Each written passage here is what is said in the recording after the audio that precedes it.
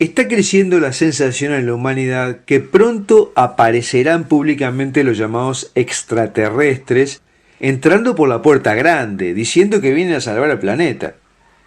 Esto puede ser cierto o no, no lo sabemos. Pero la verdad es que la realidad es más de lo que vemos con nuestros ojos materiales. Muchos nos han preguntado cuál es nuestra opinión sobre si los extraterrestres existen y si eventualmente son ángeles caídos. Y en este video hablaremos sobre las pautas para detectar si los supuestos extraterrestres que pudieran presentarse públicamente son ángeles caídos o no.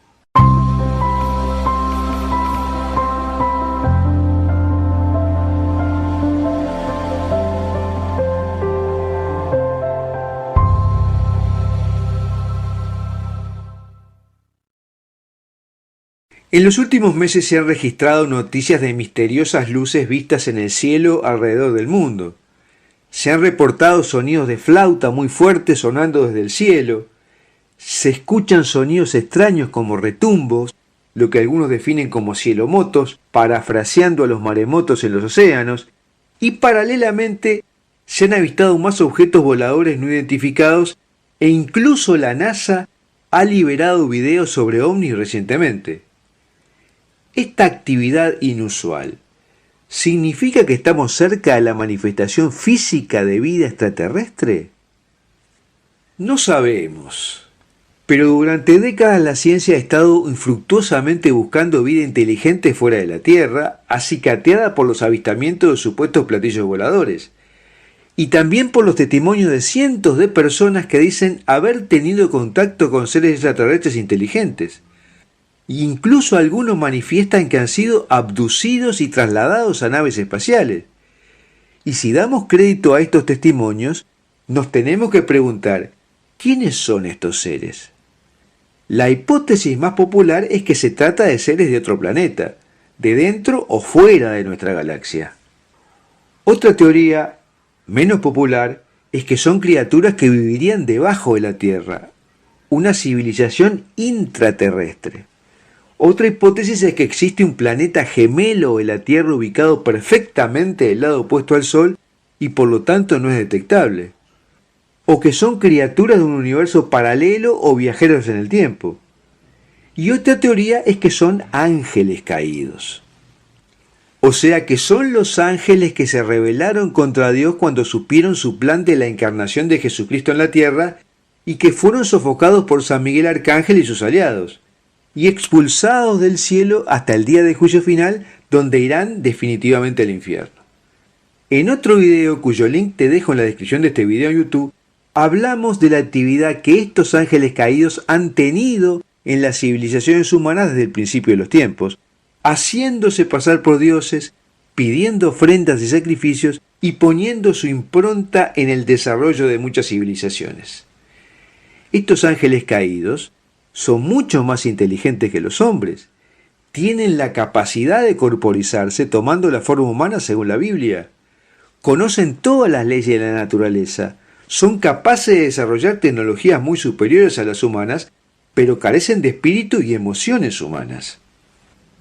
Entonces, estos supuestos extraterrestres, ¿serían los ángeles caídos que están en una ofensiva final para dominar la Tierra? No podemos llegar a esa conclusión sin ponerla a prueba. La primera cosa es saber si se trata de seres leales a Dios o no, porque no hay área neutral en el universo. Cada centímetro cuadrado, cada fracción de segundo, es reclamada por Dios como creador de todo o reclamada por Satanás, su adversario. Y además, la palabra de Dios, o sea la Biblia, nos enseña que Satanás actualmente está reuniendo a todos sus poderes para el día de la famosa batalla final con Dios por todo el cosmos. Entonces, las líneas están bien marcadas. ¿Son de Dios o de Satanás? ¿Y qué sabemos de estos supuestos alienígenas de acuerdo a los testimonios de los cientos de personas que dicen haber tenido contacto con ellos? En ninguno de los relatos se menciona que estas criaturas hablen de Dios o de Cristo. Hacen creer que están por fuera de esta confrontación, que no existe. Se muestran como tecnológicamente más avanzados que los seres humanos y que son de una civilización superior. y que vienen al mundo a unirlo en una nueva conciencia a través de un gobierno único, una moneda única, una misma ley, y ofrecen su tecnología a los gobiernos.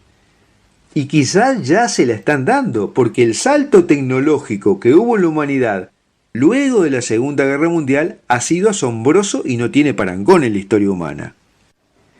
¿Y cuál es la experiencia de esas personas que dicen que tuvieron contacto directo con ellos? Lo habitual es que digan que esas criaturas les inspiraban terror. Cuando un llamado alienígena entra en una habitación para secuestrar a alguien, las cosas en la habitación comienzan a moverse por sí mismas. La persona queda paralizada y no puede moverse o incluso llamar por el miedo. Quienes manifiestan que han sido abducidos han tenido experiencias tan traumáticas que muchas veces los recuerdos de estos secuestros están enterrados muy profundamente dentro del subconsciente y necesitan hipnosis para volverlos a la conciencia. En cambio, las apariciones que vienen de Dios transmiten paz, aún en los momentos externos más peligrosos. Y mientras que las personas que manifiestan haber sido llevadas al cielo describen la belleza, el orden y la pulcritud, quienes manifiestan que han sido llevados a supuestas naves espaciales hablan de suciedad, de basura, y hablan del olor feo que sienten incluso de los propios alienígenas. A menudo vuelven con rasguños en sus cuerpos que no cicatrizan, generalmente se infectan y es muy difícil deshacerse de las infecciones. Por otra parte, los secuestrados a menudo sufren desórdenes alimenticios que los médicos no han visto ni tienen alguna idea de cómo tratarlos. Y para complementarlo, hay un caso verdadero de un hombre en Brasil que dice que fue secuestrado cerca de un lugar donde los ovnis son vistos con frecuencia. Recuerda haber visto el platillo y haber sido llevado a él. Se encontró tendido sobre una mesa y fue capaz con gran esfuerzo de meter la mano en el bolsillo. Encontró su rosario, lo sacó y empezó a rezar en voz alta el Ave María. En ese momento los alienígenas lo miraron y dijeron: ahora se ha estropeado todo. Y en cuestión de segundos se encontraba fuera de la nave a 1600 kilómetros de su casa. Este hombre solo necesitó rezar el rosario con fe y los llamados extraterrestres no pudieron soportarlo. Parecía doloroso para ellos. Si fueran meros seres de otro planeta, ¿por qué rezar el rosario estropeó sus planes? Esta reacción de los supuestos alienígenas es similar a las experiencias de aquellos que se encuentran con lo diabólico. Por lo tanto, su aparentemente completa falta de religión y referencia a Dios, así como el rechazo del rosario, indicaría que hay que acercarse a ellos como si fueran instrumentos del diablo. Por otro lado, hay personas que se han iniciado en grupos ocultistas y luego abandonado, y testimonian que tuvieron experiencias con estas llamadas criaturas extraterrestres que eran consideradas como maestros, que les enseñaban cosas y les daban información. Finalmente, otro hecho relevante es que la mayoría de los que dicen haber sido abducidos manifiestan que le fueron sacadas muestras de ADN, esperma u óvulos, y algunos afirman haber tenido hijos híbridos con los extraterrestres. Y entonces, ¿cómo Dios va a necesitar esta forma para crear híbridos entre seres humanos y otras criaturas? ¿Y para qué necesita hibridar a los seres humanos con otro ADN? Algunos teólogos, tanto protestantes como católicos, sostienen que puede llegar un momento en que estos supuestos seres extraterrestres, que en realidad serían ángeles caídos, se presenten públicamente a toda la humanidad para respaldar a un anticristo o a un sistema de gobierno. Y es más, ellos dicen que eso podría suceder pronto porque lo harían como prevención a lo que los católicos llaman el aviso o lo que los protestantes llaman el rapto, o sea, una fuerte intervención del cielo para purificar la tierra. Y esto se une a lo que hemos dicho en otro video sobre el proyecto Blue Beam o rayo azul, que fue denunciado hace décadas y tendría como objetivo falsificar la venida de Jesús a la tierra, o sea, un montaje para operar un gran engaño. El link de ese video te lo dejo en la descripción de este video en YouTube. Debemos estar preparados, pero sin embargo, si pasa algo de esto, de la presentación pública de los ángeles caídos como supuestos extraterrestres, o la falsificación de la venida de Jesús, debemos llamarnos dichosos porque estamos cerca de su derrota, de que la Santísima Virgen le aplaste la cabeza a Satanás, triunfe su inmaculado corazón y luego venga una era de paz.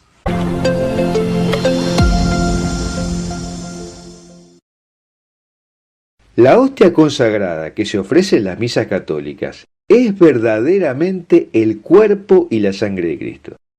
Las manos de los sacerdotes consagran las especies de pan y vino y se transforman realmente, de forma sobrenatural, aún sin perder la apariencia de pan y vino. Y no se trata de un símbolo ni algo figurativo. Es Cristo en realidad que aparece allí. Por eso los católicos hablan de transubstanciación y de presencia real del cuerpo, la sangre, el alma y la divinidad de nuestro Señor.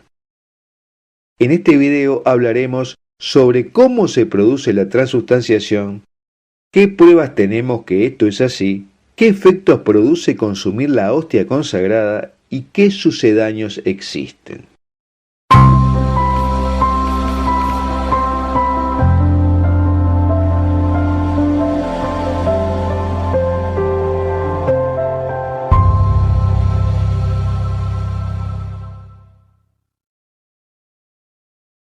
¿Cómo se produce la transformación del pan y el vino en el cuerpo y la sangre de Cristo? Dios toma los elementos naturales del trigo, el agua, la vid y el trabajo agregado del hombre para producirlos y se introduce en ellos. Es Dios mismo que se pone en los accidentes del pan y el vino a través de las palabras «Este es mi cuerpo» y «Este es el cáliz de mi sangre» enseñadas por Jesús en la última cena, cuando la institución de la Eucaristía. Y mientras no se deterioren el pan y el vino consagrados, Cristo va a estar presente ahí con su cuerpo y con su sangre, completo en cada partícula del pan y del vino. ¿Y en qué momento específico se produce la transubstanciación? Se produce en la misa cuando el sacerdote, en la persona de Cristo, dice esas palabras en la plegaria eucarística. Los teólogos dicen que las 8 palabras, «Este es mi cuerpo» y «Esta es mi sangre», son por sí mismas necesarias y suficientes para la transubstanciación. De modo que esto se produce por un milagro y por las palabras de consagración que pronuncia el sacerdote debidamente ordenado.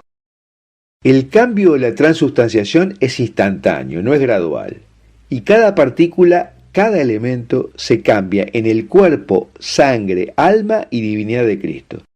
Es decir, que el pan cambia completamente en el cuerpo y la sangre. Y del mismo modo, el vino cambia en el cuerpo y la sangre de Cristo. Los accidentes del pan y el vino cambian en su sustancia, pero no en su olor, textura y sabor y otros elementos perceptibles. Esto está explicado en el Catecismo de la Iglesia Católica. ¿Y cómo sabemos que esto es realidad, que esto es así? Por varias cosas. Jesús le dijo, por ejemplo, a Santa Margarita María de Alacoque que su corazón estaba herido por la negligencia de estar en los tabernáculos en recibir la debida atención.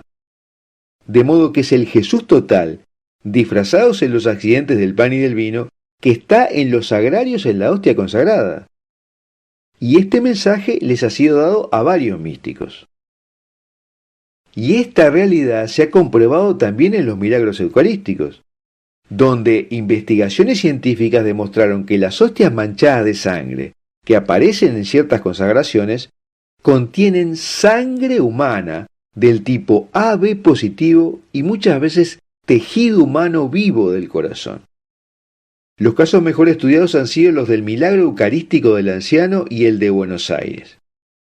Ve a internet y escribe en tu buscador Foro de la Virgen, deja un espacio y luego escribe milagro eucarístico, y ahí podrás encontrar videos sobre este tema. Además, hay varias visiones místicas sobre cómo se produce la transubstanciación.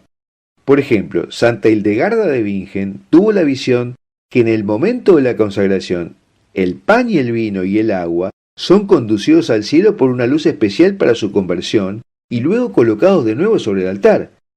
Y además se le explica que el cuerpo humano que es visible recibe de manera visible el pan y el vino, mientras que el alma humana que es invisible recibe el sacramento invisible, que es el cuerpo y la sangre de Cristo. Y además en esa visión le fue explicado que Jesucristo aparece ahí como cuando se encarnó en su cuerpo humano al nacer del vientre de María. Y en la visión que tuvo Catalina Rivas de la consagración, vio una luz sobrenatural entre blanca y dorada que envolvía al celebrante de la misa. Sus manos comenzaron a tener las marcas de la pasión de Cristo y de ellas salía mucha luz. El celebrante dijo las palabras consagratorias. Acto seguido, la hostia comenzó a crecer y dentro de ella el rostro de Jesús mirando al pueblo. Y cuando el celebrante alzó el cáliz diciendo las palabras de consagración, empezaron unos relámpagos en el cielo y en el fondo. Y mientras esto sucedía, apareció Jesús crucificado, y su sangre salía a borbotones de su pecho como rayos de luz dirigiéndose hacia los fieles. Sin embargo, esta doctrina, tanto católica como ortodoxa, se ha ido desdibujando por acción del modernismo, que no ha puesto énfasis en la presencia real de Cristo en la hostia consagrada, sino más bien en que Cristo se pone a disposición de la comunidad a través de un acto de recuerdo en la misa. Y por eso manejan la Eucaristía como una ocasión para ser transformados por Cristo, donde no niegan el dogma, sino más bien hacen un cambio de énfasis. Y esto ha llevado a que haya crecido la cantidad de católicos que creen que la Eucaristía es un símbolo y no la presencia real del Señor. ¿Y qué les sucede a quienes consumen la Eucaristía? La Eucaristía no es una comida ordinaria, sino una comida que asimila al que se come, pero tiene además una acción distinta en cada uno que la come. Se puede distinguir una recepción indigna de la Eucaristía y una recepción digna. Y la Eucaristía tiene efectos negativos para quienes la consumen indignamente. En la primera carta a los Corintios capítulo 11, San Pablo dice que los que reciben indignamente la Eucaristía están consumiendo su propia condenación. E incluso sugiere que estas personas pueden sufrir efectos tan devastadores como enfermedad y hasta la muerte. Por lo tanto, los fieles deben acercarse a ella en estado de gracia, o sea, sin pecado mortal en su conciencia, desde la última confesión y absolución. Sin embargo, la Iglesia dice que aquel que es consciente de un pecado mortal puede comulgar si existe una razón grave, como el peligro de muerte, cuando es física o moralmente imposible confesarse, si el penitente tiene una contrición perfecta de sus pecados y si resuelve ir a la confesión lo antes posible. Pero también recibir la comunión dignamente significa ir con la disposición correcta a comulgar, con la comprensión y el respeto de que estamos comiendo el cuerpo y la sangre de Cristo. Y por el contrario, significa recibirla indignamente. Cuando no se puede consumir la Eucaristía porque las iglesias están cerradas o por ejemplo la persona está en pecado mortal, está lo que se llama la comunión espiritual o de deseo, que es ofrecerle a Cristo el deseo de comer su cuerpo y beber su sangre, junto con el dolor por los impedimentos para realizar este deseo. Y al respecto hemos realizado un video que puedes encontrar en nuestro canal de YouTube que explica los pasos para comulgar cuando no hay misa, o sea, la comunión espiritual. ¿Y cuáles son los efectos positivos de recibir dignamente la Eucaristía en forma física? La Eucaristía recibida dignamente tiene efectos en el alma fortaleciéndola, refrescándola y deleitándola. Tiene efectos de supervivencia y placer en el alma, de la misma forma que la comida actúa sobre el cuerpo físico. La Eucaristía consumida con frecuencia, por lo menos dominicalmente, ayuda al comulgante a cuestionarse los placeres materiales a los que está habituado, y le ayuda a perseguir placeres espirituales. Da la sanación tanto espiritual como corporal. Da consolaciones, porque muchas veces estamos cansados, frustrados, desolados, amargados, doloridos. Y así como la comida da energía al cuerpo, la Eucaristía da energía al alma y la capacita para tareas sobrehumanas. Esa energía la podemos ver en el aumento de la fe, la confianza en Dios y la alegría. Fortalece las virtudes y debilita los vicios.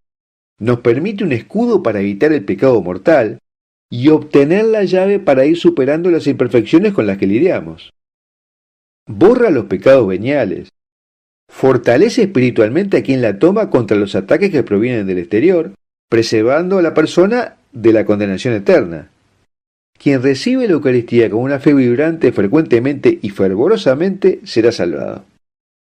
También es un beneficio para aquellos a quienes el comulgante ofrece la Eucaristía comulgando por otros, y prepara para el martirio también. Puede recibir la Eucaristía cualquier católico apostólico romano bautizado y de más de 6 a 7 años, pero cada conferencia episcopal decide quiénes son aptos para comulgar. Por otro lado, no siempre la Iglesia Católica insistió en que los fieles hicieran la comunión frecuentemente. Antes del siglo XX, comulgar requería una preparación de varios meses, y fue San Pío X, a principios del siglo XX, quien puso énfasis en la primera comunión y en la comunión frecuente. Bueno, hasta aquí lo que te quería contar sobre el misterio de la transustanciación y los efectos de consumir la hostia consagrada. Y me gustaría preguntarte si sientes algo especial cuando comulgas.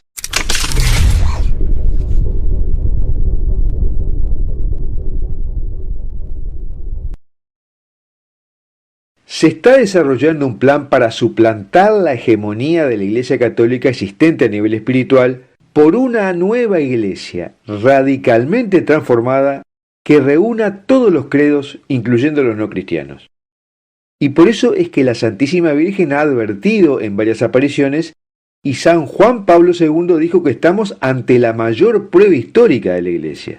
Y el Papa San Pío X, en su encíclica Pascendi de 1907, ha dicho en concreto sobre los modernistas de inspiración masónica dentro de la Iglesia que traman la ruina de la Iglesia, no desde afuera sino desde dentro.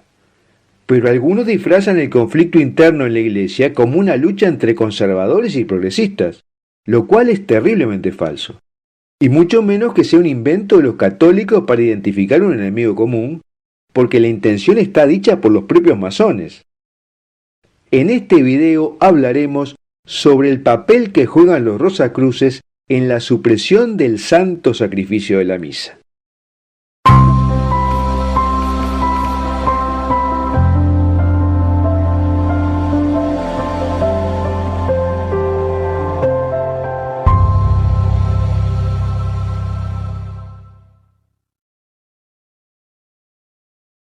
Adam Weishaupt, fundador de los Illuminati, ha dicho que el objetivo final de la masonería es aniquilar la Iglesia Católica y la idea misma cristiana.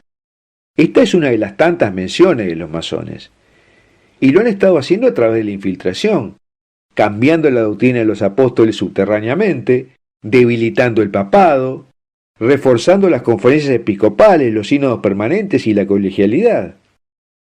Y el acto supremo será la supresión del sacrificio de Cristo en la cruz y de la misa, cuya misión es asignada al caballero Rosacruz de la masonería, que es el grado 18. Y esto nos lleva a preguntar quiénes son los Rosacruces, cómo se crearon. El fundador de los Rosacruces fue Christian Rosenkreuz, sobre el cual hay duda de su existencia, pero esto sucede en general con los fundadores de las grandes corrientes. Christian Rosenkreuz del siglo XV era un noble caballero alemán que fue en peregrinación a Tierra Santa en compañía de un amigo que murió, y al quedar solo se dedicó a vagar de un pueblo a otro, en busca de la verdad que esperaba encontrar. Y así consiguió introducirse en los cenáculos esotéricos islámicos, guardianes de los secretos del antiguo Egipto. Y allí alcanzó la iniciación ganándose la plena confianza de los ancianos y con ello la posibilidad de leer los libros sagrados del T y del M.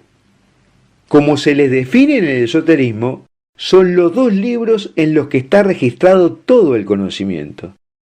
Dicen que son los textos que en vano han buscado reyes, científicos y artistas a lo largo de los siglos, y para ellos aquí se guarda lo que los católicos ocultan al mundo. Entonces aquí se ve claramente la naturaleza ocultista inicial de los Rosacruces, que viene de las antiguas corrientes gnósticas. Así, Rosenkreuz obtuvo de los maestros el permiso necesario para regresar a Europa con el propósito de fundar una sociedad iniciática a través de la cual transmitir su propio conocimiento. Y por estas razones de que él estuvo vagando, muchos afirman que sus ideas son combinaciones de hinduismo o bien de ideas comunistas, aunque provenga su experiencia del Islam y de los antiguos reyes egipcios. Cuando llegó a España, fue objeto de burlas y volvió a Alemania. Y allí agrupó a sus primeros discípulos fundando la Orden de los Rosacruces. De tal forma que en las reuniones secretas cultivaban su pensamiento pasando de un ritual a otro. Y cerca de la hora de su muerte, Cristian buscó y eligió un sepulcro que estaba escondido, según algunos, en las profundidades de la tierra, y anunció que 120 años más tarde sería encontrado. Su muerte fue una verdadera pena para los discípulos de la orden, que lo enterraron y se alejaron, y empezaron a iniciar a otros según los poderes que recibieron de su maestro. Así se fue extendiendo la orden rosacruciana y su vinculación con la corriente central de la masonería. Pero 120 años después, unos rosacruces descubrieron casualmente la tumba del maestro. Afirmaron que oyeron una música celestial y vieron el cuerpo intacto de Christian Rosenkreuz, e incluso que éste estaba suspendido en el aire en la postura de la cruz. Hallaron también una luz verde difusa, cuya procedencia no supieron de qué se trataba, y envolvía el cuerpo de su maestro. Y además de estos prodigios, afirmaron que en sus manos sostenía los libros sagrados del T y del M. Según esta historia, los discípulos se acercaron a ver el rostro de su maestro y se sintieron transformados, no solo espiritualmente, sino también físicamente. Por eso dicen que el verdadero Rosacruz solo alcanzará la plenitud como tal cuando, después de haber recibido la iniciación, encuentre el sepulcro de Rosenkreuz, vea su rostro y se contemple en él. Y en aquel momento su semblante se convertirá en el de Rosenkreuz. Esta es una leyenda, pero puede para muchos pasar desapercibida, porque quien no pertenece al círculo no podrá captar mucho de los contenidos. Por ello no tuvieron ningún inconveniente en contarla, ya que los que no pertenecen al rito no entenderán más de lo que han escuchado. Desde aquel momento los Rosacruces se han extendido, y aunque esta historia es una leyenda, Christian Rosenkreuz es una realidad que por su importancia ha sido transformado en leyenda, como suele pasar con muchos personajes históricos. Y todas las sociedades iniciáticas auténticas han tenido como referencia a Christian Rosenkreuz, y aún hoy sigue siendo una referencia para todo aquel que las busca. Ahora, luego de contar esta historia, debemos mirar las consecuencias y los planes que han salido a luz, porque como son una sociedad secreta, poco se puede saber a menos que quieran contarlo. Y es importante anotar lo que ellos dicen, precisamente por lo que el padre Gabriel Amor decía sobre la masonería. Ellos son los que dominan y dirigen el mundo hoy. Y dado lo que las apariciones marianas han dicho, lo que ha sugerido Juan Pablo II y Pío X, y lo que han dicho los propios masones de que hay muchos de ellos dentro de la jerarquía de la Iglesia, es muy probable que estén infiltrados realmente. Según algunos autores, a los Rosacruces les convenía el ascenso como papa al cardenal Angelo Roncalli, luego Juan XXIII. Incluso hay publicaciones que afirman que fue iniciado en la masonería. El link a una de esas publicaciones te lo dejo en la descripción de este video en YouTube. Pero esta información hay que tomarla con pinzas, porque puede ser una operación para desprestigiar a Juan XXIII. Nosotros te damos el link para que puedas verificar lo que dice y discernir. No estamos afirmando la veracidad de esta información. Además, Angelo Roncalli hizo algunas profecías en 1935 que fueron propagadas por personajes aficionados a las Rosacruces. Parece también que al menos algunos de los Rosacruces creen en que vendrá un papa angélico y un gran emperador, como ellos le llaman, y creen que habrá uno o dos papas posteriores al del cisma que ya preparan. Además, antes que se conociera el tercer secreto de Fátima, ellos decían ya conocerlo, afirmando también lo que San Pío X y la Virgen decían, y eso mucho antes que el Papa Juan Pablo II lo llegara a decir. Estamos hablando de la apostasía y la crisis de la Iglesia. De modo que cuando ellos afirman ciertos eventos, puede ser que ellos mismos propicien que se den. Y si bien es cierto que a partir de San Juan XXIII hay muchos personajes de la Iglesia que son señalados como miembros de la masonería o de los Rosacruces, esto no quiere decir que antes no hubiera ninguno, porque otros han sido vinculados desde siglos atrás con algún grupo masón. Y muchos de los estudiosos de los Rosacruces, masones e Illuminatis afirman que la Iglesia Católica los ha custodiado para mantener sus ritos, como también se puede decir de la Iglesia Anglicana o la Luterana. Resulta además curioso cómo los masones se han opuesto principalmente a la consagración de los países al Sagrado Corazón de Jesús. Muy probablemente porque sospechan que este es uno de los principios por los cuales el Sagrado Corazón de Jesús empezará a reinar y destrozará todo tipo de herejías. Pero por el contrario, los cristianos confían en este amante corazón, porque reconocen que aunque sus débiles cuerpos son conducidos hacia el pecado, Cristo con su amor y ternura puede con su poder destruir el pecado y así salvarlos de la condenación eterna.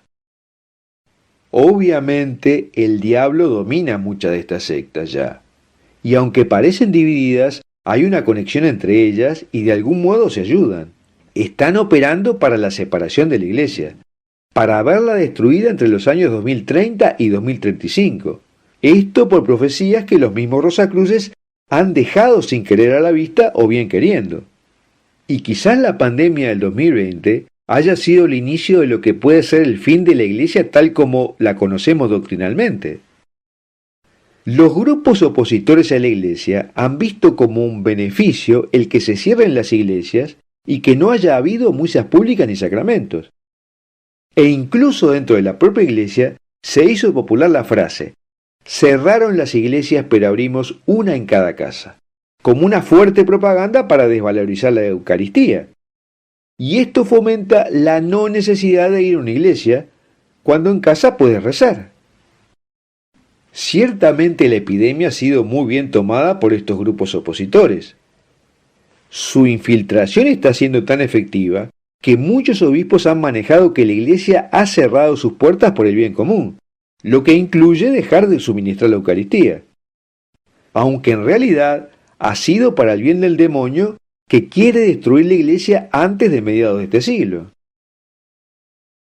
Bueno, hasta aquí lo que te quería hablar sobre los Rosacruces y la infiltración dentro de la Iglesia para que tú tengas información adicional para discernir. Y me gustaría preguntarte si tú crees que el cierre de las iglesias por la pandemia ha sido por el bien común o no.